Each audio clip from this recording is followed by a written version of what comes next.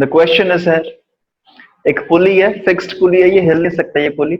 इसके ऊपर से एक तार जा रही है, तार मतलब कि एक रोप बोल सकते हो तुम। ये रोप के साथ जो मास बंधा हुआ है वो है 4 किलो का, और इस तरफ एक मास बंधा हुआ है 2 किलो का स्प्रिंग के साथ।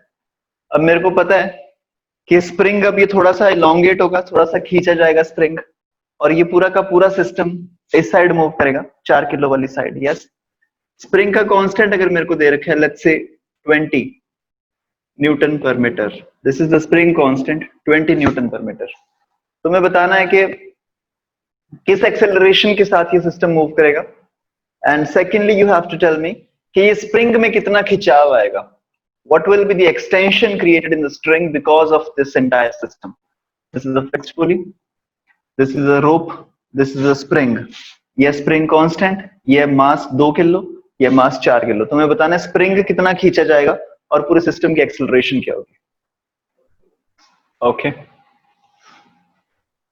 सो सबसे पहले तो तुम्हें एक चीज याद रखनी है, जब भी स्प्रिंग के साथ स्ट्रिंग बंधी हो, whenever a string is tied to a spring, यहां पे ये नॉट बंधी है ना, जब भी रोप के साथ एक स्प्रिंग बंधा हो तो तुम देखो ये थोड़ी देर बाद इलोंगेट हो जाएगा, थोड़ा सा ये नीचे चला जाएगा, 2 kg मास यहां पे आ जाएगा, and the spring will look something like this.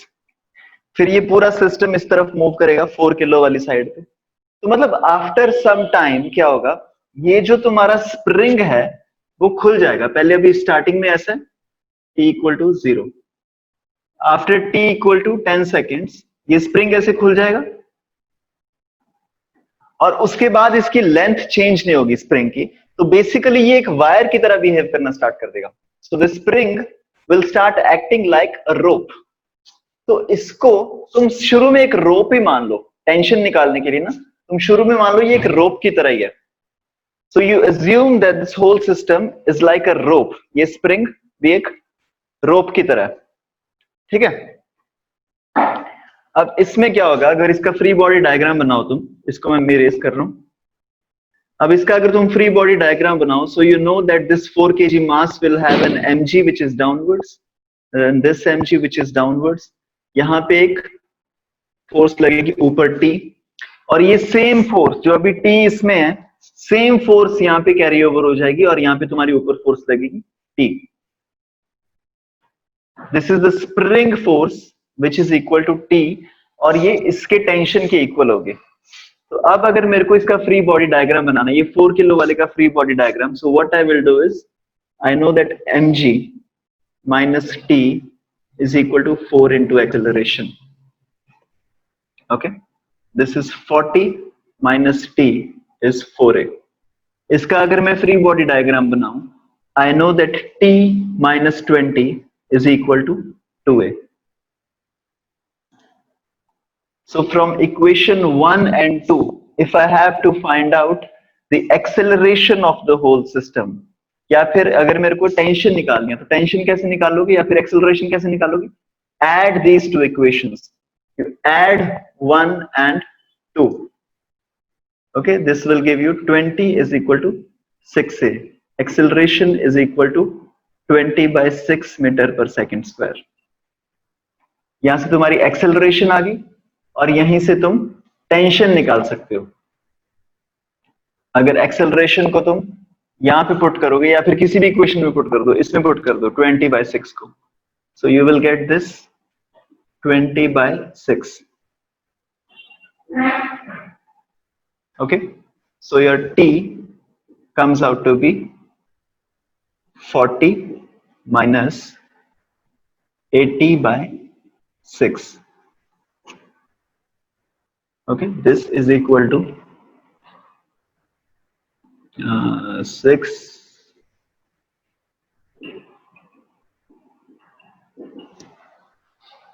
okay, this is equal to 160 by 6। this is 160 by 6 Newton. तो तुम्हारी जो टेंशन की वैल्यू आ गई that is 160 by 6 Newton, but this tension की वैल्यू is what, ये स्प्रिंग वाली force है, so that means this FSP is also equal to 160 by 6 Newton, which is equal to P is equal to K times delta X. This is equal to 160 by 6. So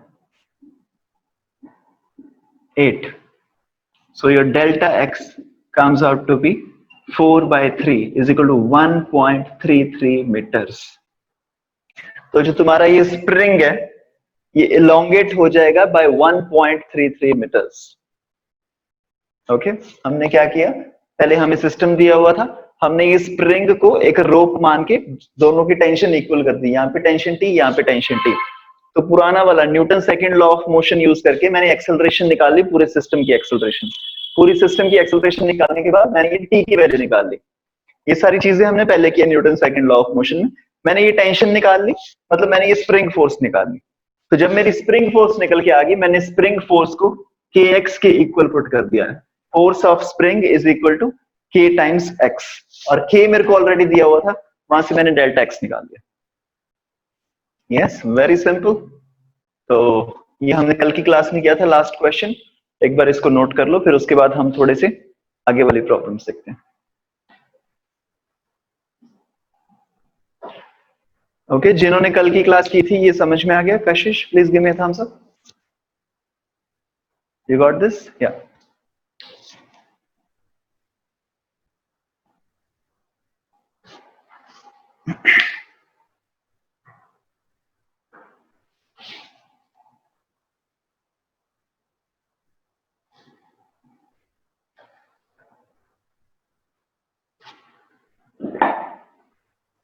so next is, जब भी कोई spring balance होता है, जैसे जब तुम सब्जी वाले के पास जाते हो ना, तो कई बार उसके पास एक स्प्रिंग बैलेंस होता है कि तुम स्प्रिंग के ऊपर कुछ मास रख देते हो और तुम्हारा स्प्रिंग में एक रीडिंग शो होनी स्टार्ट हो जाती है. Let's say this is a balance like this.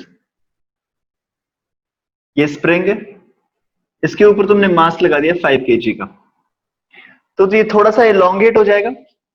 मैं बाद वाली फिगर बना रहा हूं थोड़ी देर बाद. This is t equal to 0 seconds. After some time what will happen is, ये स्प्रिंग थोड़ा सा एलोंगेट हो जाएगा और ये ऐसे इक्विलिब्रियम पोजीशन में पहुंच जाएगा, है ना. थोड़ी देर बाद आके एलोंगेट होने के बाद ये रुक जाएगा वहां पे, फिर इक्विलिब्रियम पोजीशन में आ जाएगा.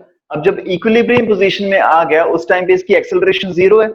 एक्सेलरेशन 0 का मतलब इस पे नेट फोर्स 0 एक्ट कर रही है. नेट फोर्स 0 एक्ट करने का मतलब क्या है कि नीचे जो mg लग रहा है दैट इज इक्वल टू जो ऊपर वाली फोर्स है, that is the spring force. तो ऊपर वाली फोर्स इज इक्वल टू नीचे वाला mg. तो मैंने क्या बोला, FSP is equal to 50 newton. तो यहाँ पे जो रीडिंग आएगी तुम्हारी, अगर ये किसी सब्जी वाले के पास होता तो जो रीडिंग आती है तो उसके पास FSP की रीडिंग आती है. तो इस केस में FSP मतलब क्या, जो स्प्रिंग में फोर्स इकट्ठी होगी. तो इस केस में FSP स्प्रिंग में फोर्स कितनी इकट्ठी होगी, 50 न्यूटन. ये कैसे इकट्ठी हुई, क्योंकि एक्सेलरेशन 0 थी, इक्विलिब्रियम में था, तो जो नीचे mg लग रहा था वही FSP. तो यहाँ पे जो स्प्रिंग में फोर्स आ जाएगी दैट इज 50. अगर तुम्हें प्रिसाइज लिखना है तो 50 न्यूटन, स्प्रिंग में फोर्स आ जाएगी 50 न्यूटन. अब अगर दूसरा क्वेश्चन तुमसे ये पूछा जा सकता है कि ये वाली इलोंगेशन बताओ, ये बताओ डेल्टा एक्स की स्प्रिंग कितना ज्यादा एक्सटेंड हो गया. तो स्प्रिंग कितना ज्यादा एक्सटेंड हो गया उसे चेक करने का तरीका क्या है. You know that this FSP is equal to 50, so this 50 is equal to k times string कितना एक्सटेंड हो गया. सो यहां से you can calculate the extension in the string is 50 by k. अब जो भी k की वैल्यू दी होगी उसको तुम डिवाइड कर दोगे और तुम्हारा स्ट्रिंग में एक्सटेंशन आ जाएगा. सो जब भी तुम्हें स्प्रिंग के क्वेश्चंस पूछे जाएंगे तो तुमसे दो तरह के क्वेश्चंस पूछे जाएंगे. पहला तो कि एलोंगेट कितना हुआ, वो हमने निकाल लिया, यहां से इतना एलोंगेट हुआ. और सेकंड क्वेश्चन तुमसे पूछा जा सकता है कि उसमें कितनी फोर्स इकट्ठी हुई, या फिर तुमसे पूछ लेंगे कि इस पे रीडिंग कितनी आई, या फिर इसी तरीके से तुम्हें क्वेश्चन पूछ लेंगे कितना एलोंगेट हुआ और उसमें रीडिंग कितनी आई. ठीक है, दो ही पैरामीटर्स हैं स्प्रिंग के, एक तो कितना खींचा गया या फिर कितना कंप्रेस हुआ, and the second parameter is कि उसमें कितनी फोर्स इकट्ठी होगी. ओके, तो आई होप ये वाली तुम्हें एग्जांपल क्लियर होगी बिल्कुल. स्प्रिंग था, उस पे मास लटका दिया 5 kg, तो mg नीचे लग रहा था 50, सेम फोर्स ऊपर लगेगी 50. या now imagine the same block, ये जो तुम्हारा सेम ब्लॉक है ये एक इंक्लाइन पे पड़ा है.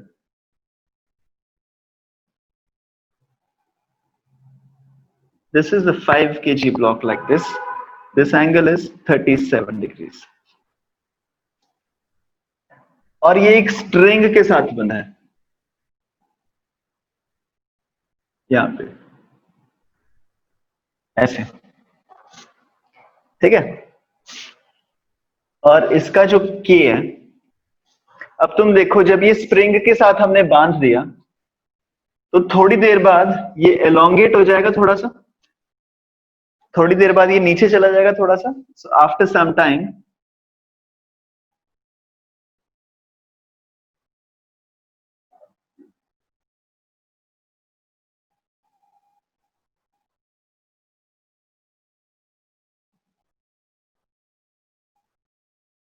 ये ऐसे आ जाएगा. Okay, if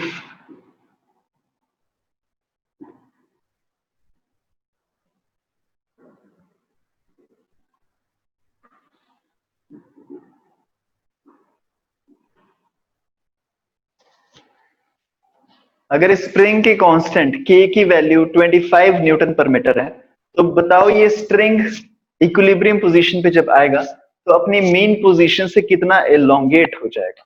this is the question. You have some minutes. तुम्हें इसमें पुराने कॉन्सेप्ट्स भी यूज करने पड़ेंगे, mg sin theta, mg cos theta, और नए कॉन्सेप्ट्स भी यूज करने पड़ेंगे जो हमने कल किए. दोनों को मिक्स एंड मैच करके you find delta x in this case. You have nice 5 minutes for this.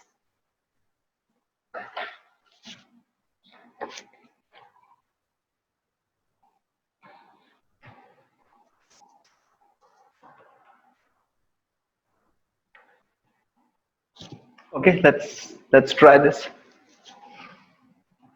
सबसे पहले तो फ्री बॉडी डायग्राम बनाए इसका. फ्री बॉडी डायग्राम बनाने से भी पहले हम क्या करते हैं, फ्री बॉडी डायग्राम बनाने से भी पहले क्या करते हैं, इस पे फोर्सेस देख लेते हैं कौन सी लग रही है. एक तो इस पे स्प्रिंग की फोर्स लग रही होगी, ये स्प्रिंग को इस तरफ खींचने की कोशिश कर रहा है इस तरफ, तो स्प्रिंग इसको ऊपर खींचेगा ऐसे, ये फोर्स लगेगी एफएसपी, है ना. स्प्रिंग की फोर्स लगेगी और एक नीचे फोर्स लग रही है इस पे mg. अब ये जो mg है इसके दो कंपोनेंट्स बन जाएंगे. एक तो ये वाली फोर्स mg का, दिस इज mg sin 37. ये तुम इसको याद रख सकते हो कि जब भी mg नीचे लगता है तो इस तरफ लगेगा mg sin 37 और ऊपर लगेगा mg cos 37. सॉरी, नीचे लगेगा, सॉरी कशिश, क्या 1.2 मीटर. एलोंगेशन की बात कर रहे हो तुम? Yes sir. Okay, let's check. अभी मैंने कैलकुलेट नहीं किया, देखते हैं इसको. But I think approximately answer इतना ही आ गया 1.2 के आसपास. So I think this is correct. एक बार चेक करते हैं. तो ये जो mg नीचे लग रहा था, तो इधर एक फोर्स लग रही है mg sin 37, इधर एक फोर्स लग रही है mg cos 37, ऊपर एक नॉर्मल रिएक्शन लग रहा है. ये जो mg cos 37 है इसको तो मैं फिलहाल छोड़ देता हूं क्योंकि mg cos 37 और नॉर्मल रिएक्शन दोनों सेम ही आ जाएंगे, क्योंकि ये उड़ नहीं रहा ना, ऑब्जेक्ट इंक्लाइन पे ही रह रहा है. तो मतलब ये वाले तो दोनों चीजें सेम आ जाएंगी, mg cos 37 और नॉर्मल रिएक्शन तो उड़ गया. उसके बाद I know my FSP. My FSP is equal to mg sin of 37. FSP is equal to mg sin 37, which means k delta x. यहाँ पे मैं नेगेटिव साइन नहीं ले रहा, I am not considering negative sign in this, क्योंकि मेरे को सिर्फ मैग्नीट्यूड से मतलब है. ये मेरे को सीधा सीधा देख के समझ में आ रहा है कि स्प्रिंग ब्लॉक को ऊपर खींचेगा, ठीक है, ये मेरे को देख के ही पता चल रहा है. तो यहाँ पे मैं माइनस साइन को फिलहाल कंसिडर नहीं कर रहा क्योंकि मेरे को जस्ट मैग्नीट्यूड से मतलब है. So I know that k delta x is equal to m is 5, g is 10, sin 37. If this is 37, this is 3, this is 5.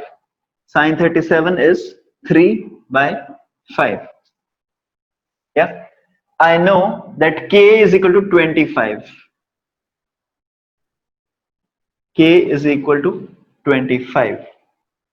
So my delta x comes out to be 30 by 25 is equal to 6 by 5 is equal to 1.2 meter. Very good, Kashish. Delta x is equal to 1.2 meters. तो इस case में जो हमारा spring में elongation होगी that will B 1.2 meters. Okay. Now थोड़ा सा मैं कॉम्प्लेक्स कर रहा हूं अभी सिचुएशन को. So now what you have to find out is कि ऐसा ही एक इंक्लाइन है सेम 37 डिग्री का, इसके ऊपर एक ब्लॉक है 5 kg का, ऐसे स्प्रिंग के साथ बंधा हुआ है, फिर यहां से एक स्ट्रिंग के साथ बंधा हुआ है.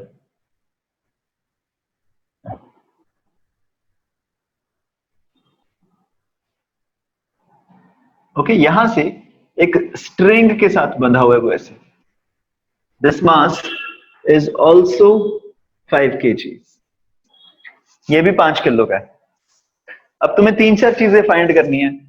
नंबर 1 इज पूरे सिस्टम की एक्सेलरेशन क्या होगी. Find acceleration of the system. Second चीज जो तुम्हें फाइंड करनी है, फाइंड डेल्टा एक्स एंड के is given to be 25 Newton per metre. तुम्हें स्प्रिंग कांस्टेंट दे रखा है, spring constant is 25 Newton per metre.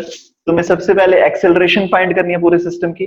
Once you find the acceleration of the system, तब तुम्हें मुझे बताना है कि जब ये पूरा इलोंगेटेड पोजीशन में होगा, जब ये पूरा खिंचा हुआ होगा, उस टाइम पे ये स्प्रिंग में कितनी एक्सपेंशन आएगी, ये स्प्रिंग कितना खिंच जाएगा. जब ये पूरा सिस्टम खिंचने के बाद मूव हो रहा होगा ना, उस टाइम पे स्प्रिंग कितना ज्यादा खिंचा हुआ होगा. You have 3-4 minutes. Kashish, try to do this.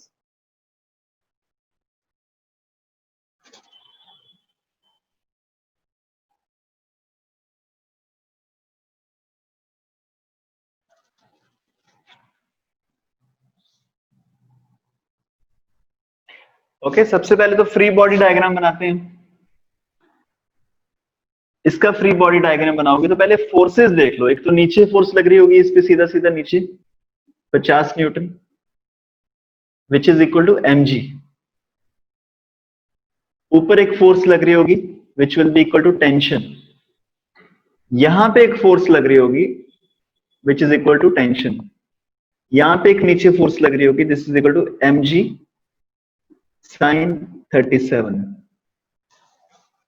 तो अब अगर तुम्हें इसकी इक्वेशन लिखनी है, अगर तुम्हें एक्सेलरेशन फाइंड करनी है, so you can say that 50 minus 50 sin 37 is equal to 10a. क्या ये इक्वेशन सही है? Please give me a thumbs up. Did you understand this? तो बेसिकली मैंने क्या किया, जो टी था उसको मैंने अलग से एनालिसिस नहीं किया. टेंशन को, जो फोर्स, जो स्प्रिंग में फोर्स आ रही थी और जो स्ट्रिंग में टेंशन आ रही थी, ये टेंशन और मैंने स्प्रिंग की फोर्स को आपस में काट दिया, उसको मैंने इकट्ठा एक इक्वेशन बना के लिख दी. इधर खींचा जा रहा है 50 से, इधर खींचा जा रहा है 50 sin 35, and I also know 50 sin 37 is equal to 3/5. This whole thing is equal to 10a. 0 0 0. This gives me this gives me 2 is equal to a. तो मेरी एक्सेलरेशन आ गई 2 मीटर पर second square. So first of all acceleration clear है. ये मैंने थोड़ा सा शॉर्टकट मारा है. अभी 2 इक्वेशंस नहीं बनाई मैंने, इसकी इक्वेशन अलग से नहीं बनाई, उसका फ्री बॉडी डायग्राम अलग से नहीं बनाया, सीधा मैंने निकाल दिया एक्सेलरेशन इज इक्वल टू 2. अब एक्सेलरेशन 2 है, अब इसको तुम किसी भी इक्वेशन में पुट कर दो. मैं इस इक्वेशन में पुट कर रहा हूं टेंशन निकालने के लिए. सो इसका फ्री बॉडी डायग्राम अगर मैं बनाऊं, तो मेरी इक्वेशन क्या बन के आएगी, 50 minus tension is equal to 2 times mass. that is 10. So my tension comes out to be 40 Newton. Tension comes out to be 40 Newton, which means spring force is equal to 40 Newton, which means 40 is equal to K times delta X. I know the value of K is equal to 25. So elongation in the spring will be 40 upon 25, which is equal to 8 by 5, which is equal to 1.6 meters. तो ये जो spring है, जब मैं इस system को छोड़ दूंगा, पहले तो स्प्रिंग धीरे धीरे एक्सपैंड होगा. एक बार जब ये स्प्रिंग पूरा का पूरा खिंच गया, खिंचने के बाद जब इक्विलिब्रियम पोजीशन आएगी, जब ये पूरा सिस्टम वो खिंचाव में मूव कर रहा होगा, दैट टाइम पे the elongation in the string will be 1.6 meters. Note this down and give me a thumbs up if you understood this. देखो यहां तक तो समझ आ ही गया होगा, ये तो पुरानी चीजें, न्यूटन्स लॉज ऑफ मोशन, तुमने जस्ट एक्सेलरेशन निकाला है. फिर यहां तक भी समझ में आ गया होगा, ये भी पुरानी चीज है, tension. So now this tension is equal to kx. So this kx is equal to tension, और तुम k की वैल्यू पुट कर दो, तुम्हारा स्ट्रिंग में जो elongation है वो निकल के आ जाएगा. Please note this down.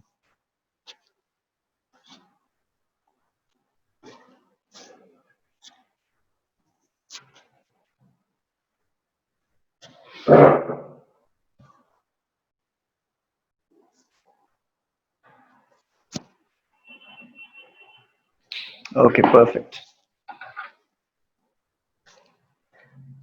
Next is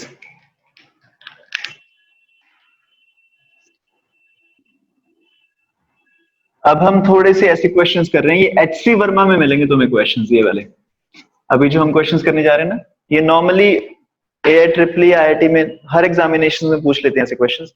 ये तुम्हें नॉर्मली ऐसे क्वेश्चंस मिलेंगे एचसी वर्मा में. एचसी वर्मा एक बुक है ना फिजिक्स की, उसमें ये क्वेश्चंस मिलेंगे. फर्स्ट ऑफ ऑल तो बहुत ही सिंपल, पहले बेस बना लेते हैं ताकि तुम्हें बेसिक चीजें क्लियर है या नहीं. एक ये स्प्रिंग बैलेंस है, इसके ऊपर एक वेट है 8 kg. 8 kg का एक वेट लटका हुआ है इसके ऊपर. सबसे पहले तो मेरे को ये बता दो, स्प्रिंग में फोर्स कितनी आएगी, what will be the SP और द रीडिंग. अगर यहाँ पे ये स्प्रिंग बैलेंस है, यहाँ पे एक रीडिंग आएगी ना, तो सबसे पहले तो वहां पे रीडिंग कितनी आएगी. तो रीडिंग लाने के लिए तुम, yes very good, so reading is 80 Newton. This is very simple. 80 Newton कैसे आया, अगर ये थोड़ा सा एलोंगेट हो जाएगा, उसके बाद तुम इसका फ्री बॉडी डायग्राम बनाओगे, नीचे फोर्स लगेगी 80, स्प्रिंग में फोर्स लगेगी 80, तो ये तुम्हारा बहुत ही क्लियरली आ गया 80. अब मैं इसको थोड़ा सा चेंज कर रहा हूं. ये स्प्रिंग ना ब्लॉक के साथ नहीं बंधा, यहां पे ना एक पुली है, और पुली के ऊपर से ऐसे स्ट्रिंग जा रहा है. यहां पे एक मास है 4 kg का, यहां पे एक मास है 2 kg का.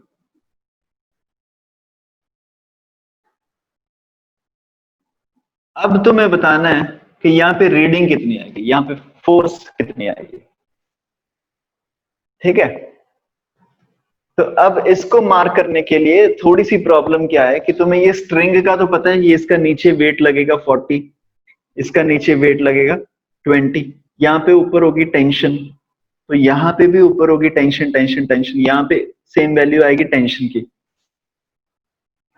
तो यहाँ पे एफएसपी लगेगा, यहाँ पे फोर्स लगेगी स्प्रिंग की, उसकी मेरे को अभी डायरेक्शन नहीं पता. तो मैंने कल तुम्हें ट्रिक क्या बताई थी, जब भी तुम्हें एफएसपी की डायरेक्शन ना पता चले, you consider a spring like a rope. Consider a spring like a rope. अगर यहाँ पे सिंपली एक रोप होती, यहाँ पे एक सिंपली एक रोप होती, तो तुम क्या बोलते, यहाँ पे टेंशन टी, यहाँ पे टेंशन टी, तो यहाँ पे भी टेंशन आ जाएगी. ये जो गांठ है, ठीक है, यहाँ पे जो एक नॉट होगी, एट दिस पर्टिकुलर नॉट, इस नॉट को नीचे खींचा जा रहा है टी से, यहां पे भी नीचे खींचा जा रहा है टी से, तो इस नॉट पे दिस टेंशन की value is 2t. Exactly same चीज होगी अगर ये एक स्प्रिंग होता.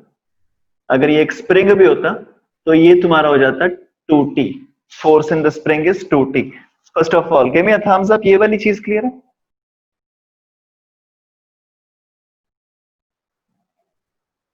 ये मैंने क्या बोला कि स्प्रिंग में 2T फोर्स होगी। ये मैंने कैसे बोला कि अगर कोई पुली है, देखो पुली के ऊपर से ना कोई जब रोप जाती है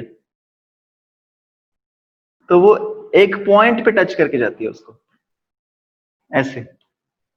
और इस पॉइंट पे अगर तुमने एक और रोप ऊपर बांध रखी है, तो इस पॉइंट का अगर तुम एनालिसिस करो, जस्ट दैट पॉइंट, वो जो गांठ है जहां पे तुमने रोप बांधी है, देखो ये वाली स्ट्रिंग अलग है, this is string 1, this is string 2, तो दोनों में टेंशन अलग अलग आएगी।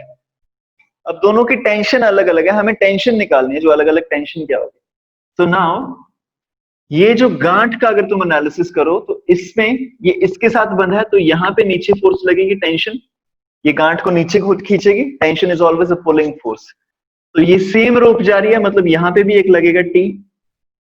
ओके, अब ये जो गांठ है इसका मास तो जीरो होता है, सो इसका मतलब नेट फोर्स भी इस पे जीरो लगेगी। तो नीचे लग रहा है टी और टी, तो ऊपर लगेगा 2T। सिमिलरली अगर ये स्प्रिंग होता, इस रोप की जगह पे स्प्रिंग होता, तो इस पे भी फोर्स लगती 2T। तो बेसिकली अगर तुम्हें रीडिंग निकालनी है स्प्रिंग की, अगर तुम्हें रीडिंग निकालनी है, all that you have to do is, तुम्हें फाइंड करना है 2T कितना है। ओके, तुम्हें 2T फाइंड करना है, 2T कितना है। और 2T फाइंड करने का बहुत सही तरीका है तुम्हारे पास, ये है 4, ये है 2, इसका फ्री बॉडी डायग्राम बना लो, इसका फ्री बॉडी डायग्राम बना लो, तुम्हारा 2T निकल के आ जाएगा। ठीक है, तो एक तरीका तो इसको करने का ये है कि तुम इसकी इक्वेशन लिख लो, this is 40 minus T is equal to 4 times acceleration. इसकी तुम एक इक्वेशन लिख लो, this is T minus 20 is equal to 2a। जब तुम दोनों को ऐड करोगे, this will give you 20 is equal to 6a। Acceleration is equal to 20/6। Acceleration आ गई तुम्हारी 20/6। और यहां से अगर तुम्हें टेंशन निकालनी है, so what you do is, तुम इस इक्वेशन में पुट कर दो, tension is equal to into 20/6. Okay, this gives me tension is equal to 20 plus 20/3. This gives me 80/3. यहां से तुम्हारी टेंशन निकल के आ गई 80/3, और ये स्प्रिंग की टेंशन कितनी है 2T। So FSP will come out to be twice of tension, which is equal to 160/3 Newton. तो जो यहाँ पे रीडिंग आएगी that is 160/3 Newton.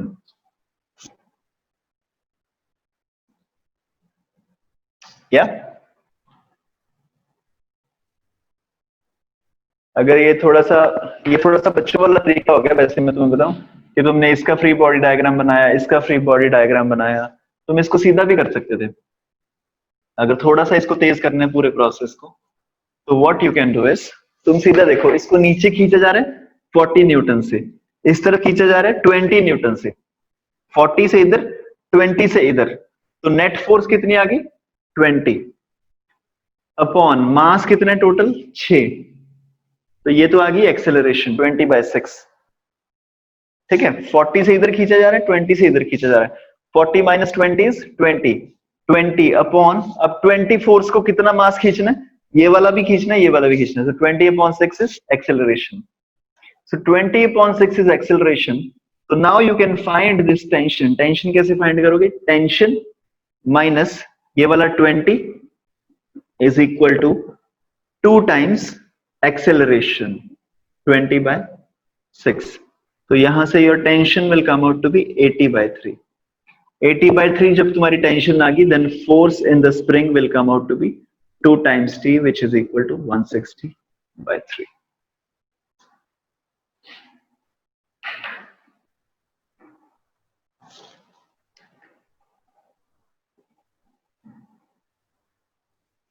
Okay, Kashish, Twinkle, give me a thumbs up. Is this clear? All right. अब हम थोड़ा सा question को चेंज करेंगे। ओके, एक काम करते हैं, अभी तो स्प्रिंग बैलेंस था ना, स्प्रिंग बैलेंस के साथ एक पुल्ली लटका हुआ था। अब एक क्या करते हैं, स्प्रिंग बैलेंस है, इस पे एक मास है 2 किलो का, ठीक है।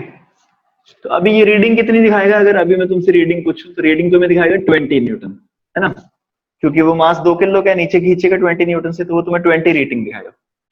लेकिन मैंने क्या किया, ये जो ब्लॉक था इसके साथ बांध दिया एक रोप और यहाँ पे लगा दिया एक मास 3 किलो का। अब तुम्हें बताना कि इस यहाँ पे रीडिंग कितनी आएगी। What will be the reading now in this case? तो first of all I want you to understand कि सिनेरियो होगा कैसे।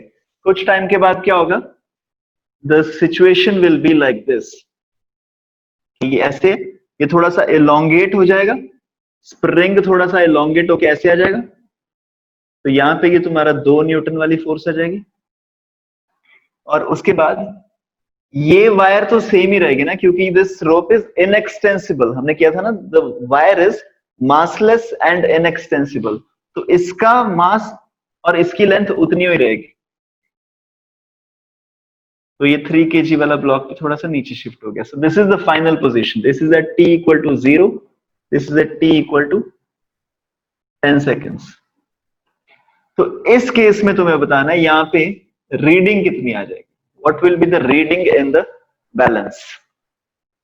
Just take a few minutes. तुम्हें आइडिया पता है, कॉन्सेप्ट पता है, रीडिंग होता क्या है, जितनी स्प्रिंग में फोर्स होती है उतनी रीडिंग होती है। तो स्प्रिंग में फोर्स निकाल के दे दो मेरे को, इक्विलिब्रियम पोजीशन पे स्प्रिंग में फोर्स कितनी आएगी।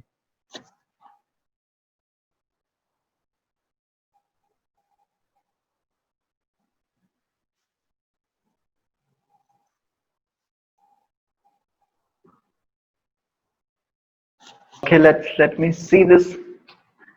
सबसे पहले तो जो यहाँ पे वैल्यू आती है, दिस वैल्यू इज व्हाट, जो भी तुम्हारी स्प्रिंग में फोर्स आएगी एफएसपी, जो भी एफएसपी की वैल्यू होगी और तुम्हारे स्प्रिंग बैलेंस में यहाँ पे नोट की जाएगी एफएसपी।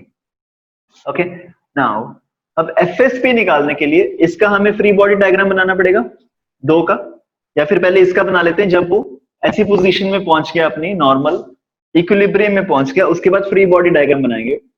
तो इस पे नीचे फोर्स लग रही है 30 by ground, this is mg, mg is 30, और ऊपर एक फोर्स लग रही है tension, tension is also equal to 30, क्योंकि एक्सेलरेशन 0 है। तो ये भी 30 आ गई, इसका मतलब यहां पे भी एक फोर्स लग रही होगी 30, बिकॉज सेम स्ट्रिंग है, टेंशन है 30, और इसका खुद का मास भी है नीचे 20 न्यूटन। तो क्योंकि पूरा सिस्टम इक्विलिब्रियम में है, तो this FSP will be equal to 30 plus 20 which is equal to 50। तो यहां पे जो तुम्हारी वैल्यू आएगी दैट विल बी 50 न्यूटन।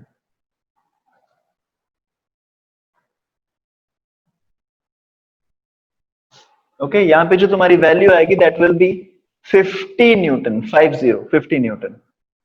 और अगर इसको तुम वैसे भी सोच के देखो, ये स्प्रिंग के साथ ना तुम ऐसा लगा लो कि ये पूरा का पूरा 5 किलो का मास ही बंधा हुआ है, क्योंकि ये जो दोनों फोर्सेस हैं टी और टी, ये तो इंटरनल फोर्स भी तुम इसको मान सकते हो ना, ये फोर्सेस तो आपस में कटी गई। तो जब ये दोनों फोर्सेस आपस में कट गई, तो स्प्रिंग के साथ क्या बंधा हुआ है, एक पूरा 5 किलो का सिस्टम बंधा हुआ है, 2 किलो और 3 किलो। तो जब 5 किलो का सिस्टम बंधा होगा तो यहाँ पे एफएसपी कितना आ जाएगा, 50।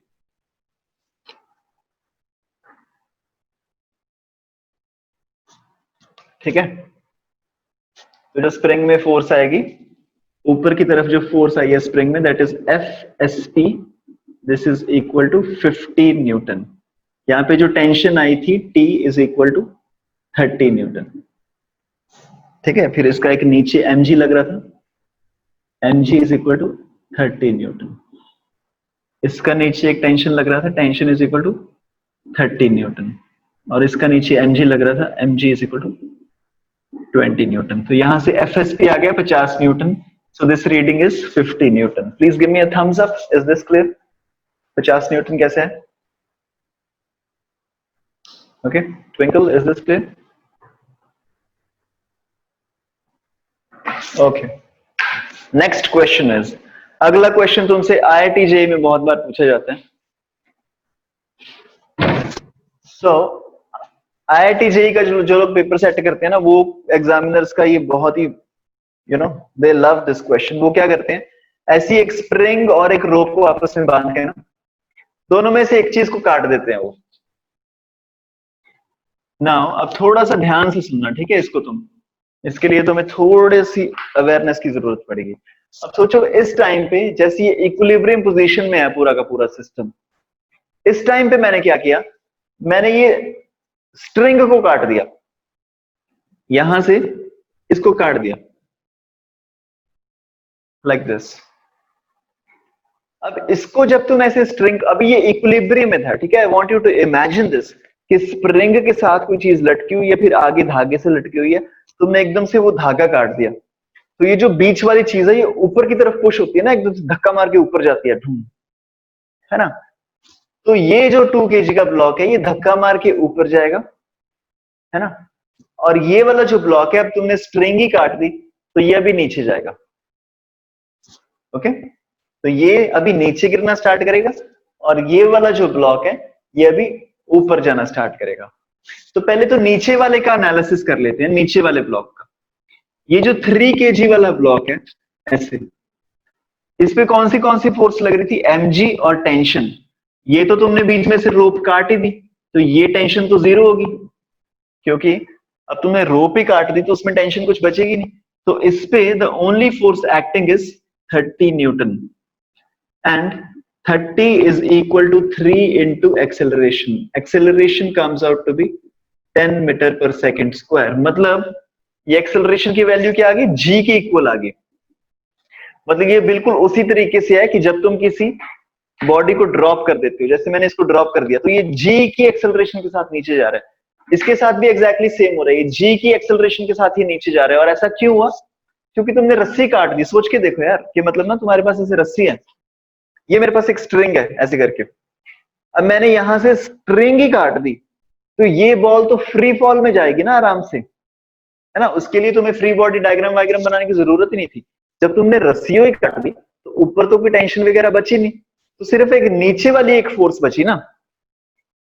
तो जब ऊपर वाली सारी फोर्सेस तुमने काट दी हैं, तो सिर्फ एक नीचे वाली फोर्स बची, and now this force is equal to g. Okay, this acceleration is equal to g. क्या ये तुम्हें समझ में आया? Please give me a thumbs up कि ये वाला ब्लॉक सिर्फ फ्री फॉल में फॉल हो रहा है क्योंकि तुम सिंपली काट दिया तुमने उसको। और अगर तुमने इसको ना भी काटा होता, फिर तुम अगर मतलब सीधा ऐसे नहीं करना, तो तुम इक्वेशन लगा के भी ट्राई कर लो कि एक ही फोर्स बची उसकी नीचे mg, और ऊपर वाली जो टेंशन थी वो तो खत्म ही होगी, ठीक है। तो ये वाला तो हमारा एनालिसिस हो गया कि ये वाला ब्लॉक फ्री फॉल में जाएगा। तो सबसे पहले तो मैं इसको हटा दूं, इसका एनालिसिस हो गया मेरा, ये टेंशन नहीं बची, ये टेंशन भी जीरो हो जाएगी, मैं इसको भी हटा रहा हूं। अब ये बच गया मेरे पास ब्लॉक, इतना ब्लॉक मेरे पास बच गया। अब मेरे को देखना है इसकी एक्सेलरेशन क्या होगी जब मैं इसको काटूंगा स्ट्रिंग को, ये ऊपर जाएगा एकदम से, ठीक है। तो इसके लिए हमें बनाना पड़ेगा फ्री बॉडी डायग्राम 2 kg वाले ब्लॉक का। तो 2 kg वाले ब्लॉक का अगर मैं फ्री बॉडी डायग्राम बनाने की कोशिश करूं, mg तो वैसा ही रहेगा, यहाँ पे 3 फोर्सेस थी देखो, एक mg थे, एक यहाँ पे नीचे टेंशन लग रही थी which was equal to 30 newton. अब ये टेंशन कट गई है, टेंशन हमने काट दी है, तो now the only force left is नीचे की तरफ mg which is equal to 20 newton. ऊपर की तरफ जो स्प्रिंग फोर्स है वो अभी भी उतना ही है। ओके, अब तुम ये मत सोचना कि स्प्रिंग फोर्स जीरो हो गया, क्योंकि वो खिंची हुई पोजीशन में ही है, वो धीरे धीरे वो इक्विलिब्रियम में आएगा। ये ध्यान रखना, हम उस पॉइंट की बात कर रहे हैं जब तुमने स्ट्रिंग को जस्ट काटा है। मैं ये नहीं बोल रहा कि तुमने स्ट्रिंग को काट दिया फिर 5 मिनट बाद बताओ क्या एक्सेलरेशन होगी, उसकी बात नहीं कर रहा। जस्ट तुमने स्ट्रिंग को काटा है, और जब तुमने स्ट्रिंग को काटा है उस टाइम पे ये फोर्स इतनी हुई रहेगी, क्योंकि ये अभी भी खिंची हुई पोजीशन में है। तो ये फोर्स तुम्हारी सेम रहेगी, FSP is equal to 50 newton. FSP is equal to 50 Newton, and the acceleration of this guy is, so first of all you can calculate F net. F net is 30 and acceleration of this is 15 meter per second square.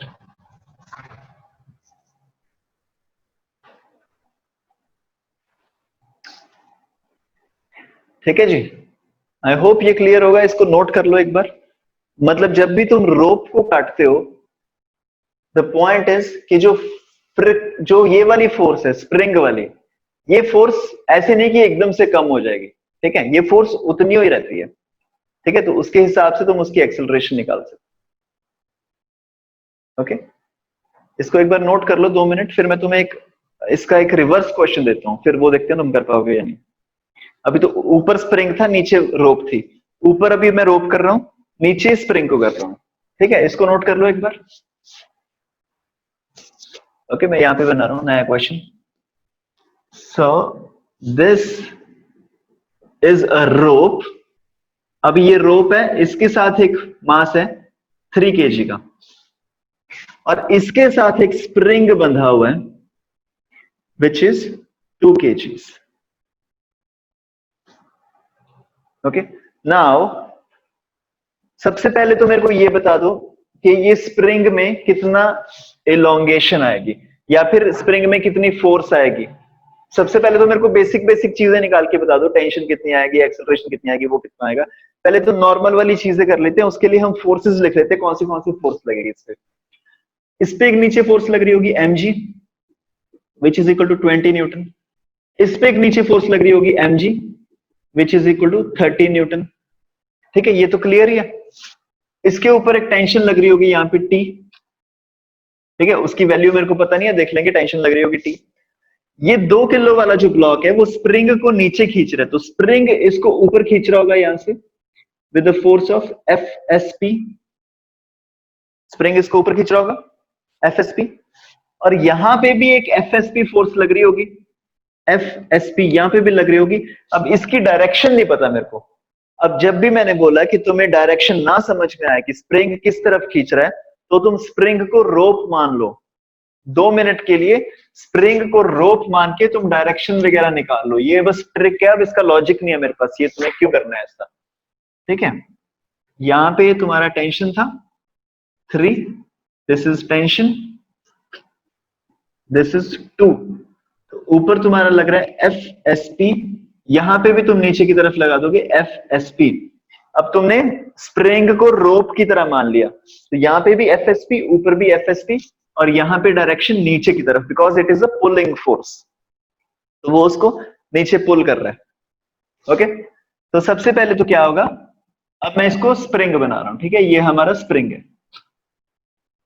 सबसे पहले तो तुम देखोगे कि यहाँ पे नीचे लग रहा है 20, ऊपर लग रहा है FSP, इसका मतलब FSP इज इक्वल टू 20, तो यहाँ पे FSP 20 आ गया, और यहाँ पे भी FSP 20 आ जाएगा। That means this tension in the string is equal to 50 Newton.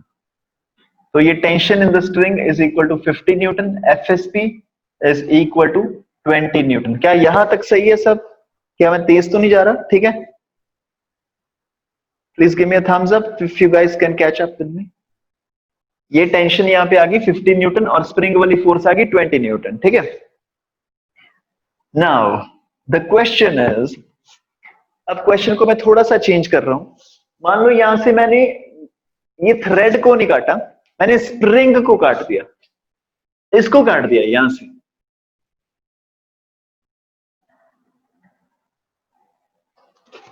अब अगर मैंने इसको यहां से काट दिया, तो फिर क्या होगा? फिर हम एनालिसिस करते हैं। अभी हम दोनों चीजों का एनालिसिस करते हैं, नीचे वाले ब्लॉक का और ऊपर वाले ब्लॉक का। अगर मैंने स्प्रिंग को काट दिया यहां से, अगर स्प्रिंग को काट दिया, सबसे पहले तो ये नीचे वाला ब्लॉक देखो, ये वाली फोर्स तो जीरो हो जाएगी क्योंकि तुमने काट ही दिया उसको, तो ये वाली फोर्स जीरो हो जाएगी। इस पे the only force left is 20 newton. 20 newton force बच गई, इसका मतलब इस acceleration is equal to 10 metre पर second square is equal to G। मतलब ये तो फ्री फॉल में जाएगा, ये तो फ्री फॉल में जाएगा, कोई वो तो प्रॉब्लम वाली बात नहीं है। तुम स्प्रिंग को काट दोगे, तुम्हें इमेजिन नहीं हो रहा है कि ये तो सीधा सीधा नीचे जाएगा, इसकी तो कोई प्रॉब्लम नहीं है। ठीक है, ये सही है, इसको मैं इरेज कर दूं, give me a thumbs up. ये वाला समझ में आ गया कि ये तो सीधा सीधा नीचे जाएगा क्योंकि स्प्रिंग को काट दिया। ठीक है, अभी हमारे पास बच गया ऊपर वाला ब्लॉक। ऊपर वाला ब्लॉक बच गया, इस पे मेरी कौन सी फोर्स लग रही थी? स्प्रिंग की फोर्स लग रही थी। ये वो वाला स्प्रिंग जो कट गया, एक नीचे mg लग रहा था 30 न्यूटन, एक ऊपर फोर्स लग रही थी टेंशन की, ठीक है। तो ये 3 फोर्सेस लग रही थी मेरे पे, ये तो कट ही गया 20 न्यूटन, तो ये तो जीरो ही हो गया। तो अभी मेरी नेट फोर्स कितनी रहेगी यहाँ पे, 50 माइनस 30 इज इक्वल टू 20। तो अगर मैं बोलूं 20 is equal to mass into acceleration, acceleration is equal to 6.67 metre पर सेकेंड स्क्वायर। इसका मतलब ये हुआ कि ये जो ब्लॉक है अभी ऊपर जाएगा 6.67 मीटर पर सेकेंड स्क्वायर की एक्सेलरेशन के साथ, और ये बिल्कुल ही गलत है। ओके, इस तरीके से तुम्हें नहीं करना, क्योंकि अब ये ना रोप है, ये रोप है और इसमें ना एक टेंशन है। अब रोप की क्वालिटी क्या होती है, ये जो अपनी टेंशन है ये स्प्रिंग कटने के साथ इमीडिएटली अपनी टेंशन को ऑल्टर कर लेगा, इमीडिएटली सिचुएशन के हिसाब से ये अपनी टेंशन को ऑल्टर कर लेगा। So now this tension will not be equal to 50, this tension will change now, this tension will change depending upon the situation. तो अब तुम्हें देखना पड़ेगा, जब तुमने स्प्रिंग को काट दिया, अब कौन सी फोर्स एक्ट कर रही है, नीचे फोर्स एक्ट कर रही है 30, और एक्सेलरेशन कोई है नहीं क्योंकि तुमने नीचे से काटा है, वो स्ट्रिंग वैसी की वैसी लटकी रहेगी। तो ऊपर की तरफ अब जो टेंशन है वो 50 से चेंज होके 30 बन जाएगी, वो 50 से चेंज होके 30 बन जाएगी। ओके, लेकिन जब तुमने पिछले क्वेश्चन में रोप को काटा था, तब जो स्प्रिंग में फोर्स थी वो चेंज नहीं हुई थी। Okay, I want you to make two cases in this. Okay, you write two cases in this. This is case 1, this is case 2. Okay. The first one is when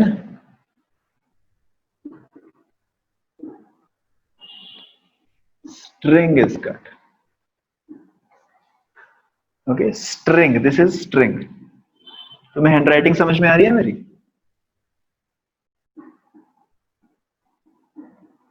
string मतलब रोप, जब रस्सी को काटा गया। अब ये हम वो वाले सिनेरियोस की बात कर रहे हैं जब एक रस्सी एक स्प्रिंग के साथ बंधी हुई है। तो फर्स्ट केस इज जब स्ट्रिंग को काटा जाता है, तो इस केस में होगा क्या, टेंशन इन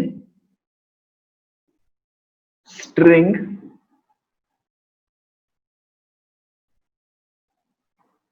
बिकम्स जीरो। जैसे तुम रस्सी को काटोगे उसमें टेंशन जीरो हो जाएगी, but FSP remains the same, force in the spring remains the same. यहां पे तुम थर्ड पॉइंट लिख सकते हो, FSP, FSP is same. Okay, so what happened is, जब एक स्प्रिंग एक रोप के साथ बंधा हुआ था, जब तुमने रोप को काट दिया तो रोप में तो टेंशन जीरो होनी हुई थी क्योंकि वो तो कट ही गया, लेकिन एफएसपी चेंज नहीं होता, एफएसपी चेंज नहीं होता। केस 2 इज, अब मैं केस 2 को यहां लिख रहा हूं, व्हेन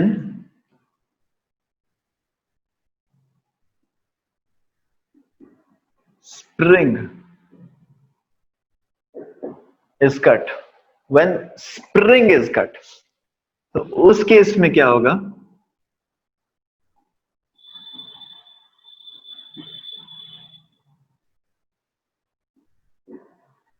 एफएसपी तो एकदम से जीरो हो जाएगा, लेकिन जो रोप बंधी हुई है उसकी टेंशन जो है वो अपने आप को एडजस्ट कर लेगी।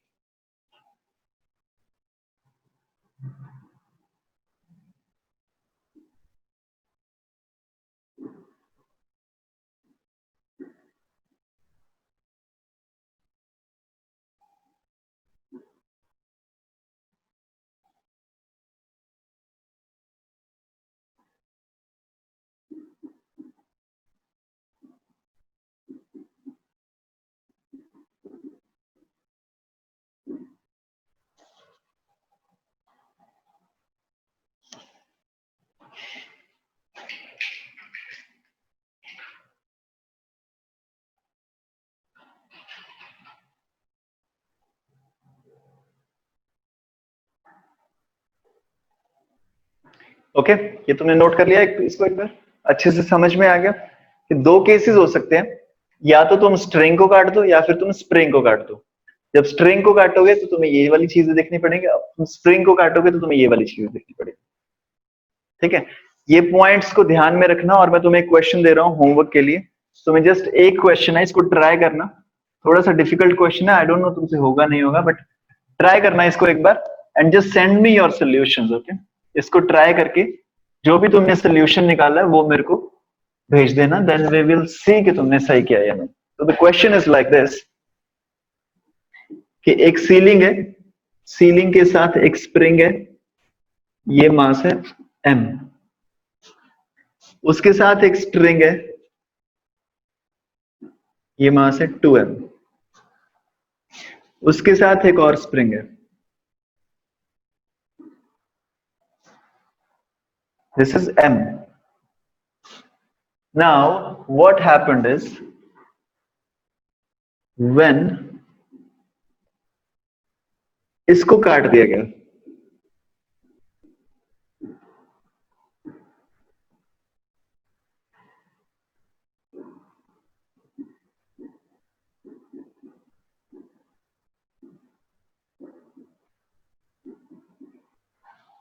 जब स्ट्रिंग को हमने काट दिया दैट टाइम पे फाइंड एक्सेलरेशन ऑफ